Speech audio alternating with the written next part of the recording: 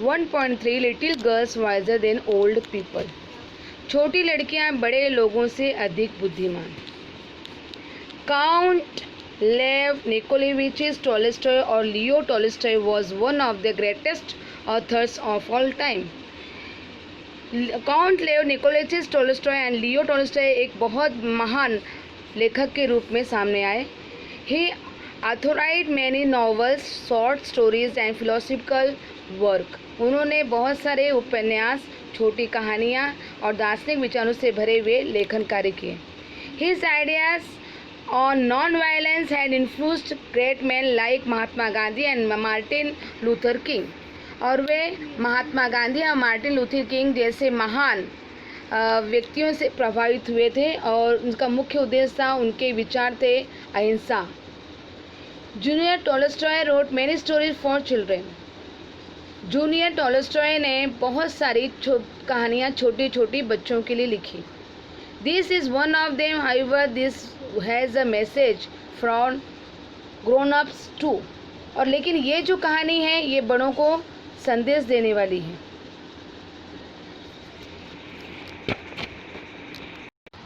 Little girls wiser than old peoples. छोटी लड़कियां बड़े लोगों से अधिक बुद्धिमान। It was an early Easter. 10 साल ईस्टर का त्यौहार जल्दी आया था। In the yard lay snow and drills ran down the village. प्रांगण में बर्फ पड़ी थी और गांव से होकर पानी के सोते बह रहे थे। A large puddle had run down from a manure pile into a lane between two farms. गोबर की खाद के एक टीले से एक बड़ा सा गड्ढा दो खेतों के बीच जाने वाले पत्ते मार से बह रहा था।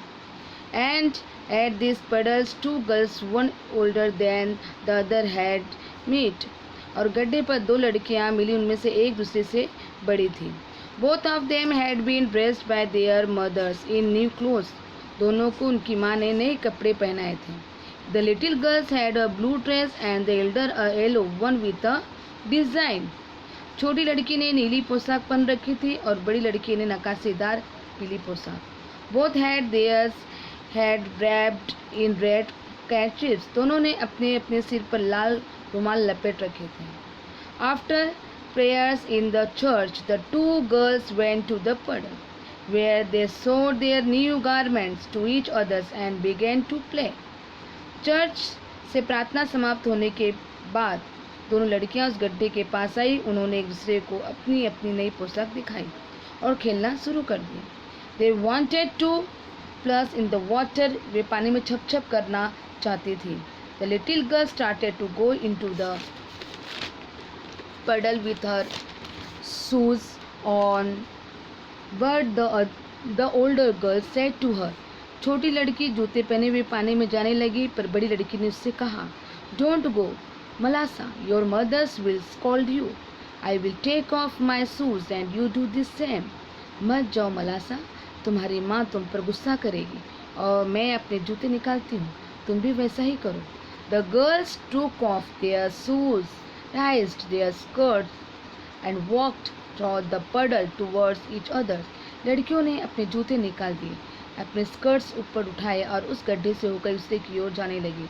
मलासा stepped in up to her ankles and said, "It is deep." अकुल्का, I am afraid। मलासा घुटनों तक पानी में अंदर गई और उसने कहा, अकुल्का, ये गड्ढा गहरा है, मुझे डर लगता है। Never mind, she replied, it will not be any deeper. Come straight toward me। कोई बात नहीं, उसने कहा, ज़्यादा गहरा नहीं होगा, सीधे मेरी ओर आओ। They came closer to each other. Akulka said, Malasa, look out and do not splash it up, but walk softly। दोनों दूसरे के समीप आई। अकुल्का ने कहा, मलासा देखो, कीचड़ न उड़े, धीरे धीरे संभाल कर चल।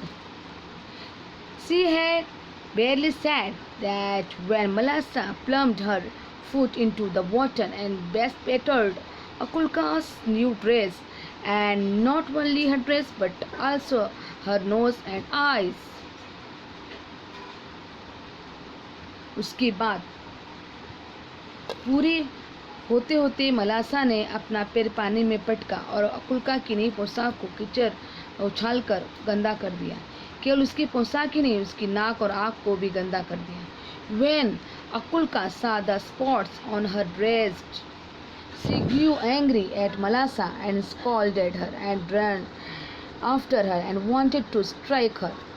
जब अकुल्का ने अपनी पोशाक पर कीचड़ के दाग देखे तो उसे मलासा पर गुस्सा आया. उसने उससे डांटा और वह उसे मारने दौड़ी. मलासा was frightened and seeing what trouble she had caused jumped out of the puddle and ran home. मलासा घबरा गई और उसे लगा कि उसने ये क्या कर डाला. वह गड्ढे से कूदकर घर की ओर भागी.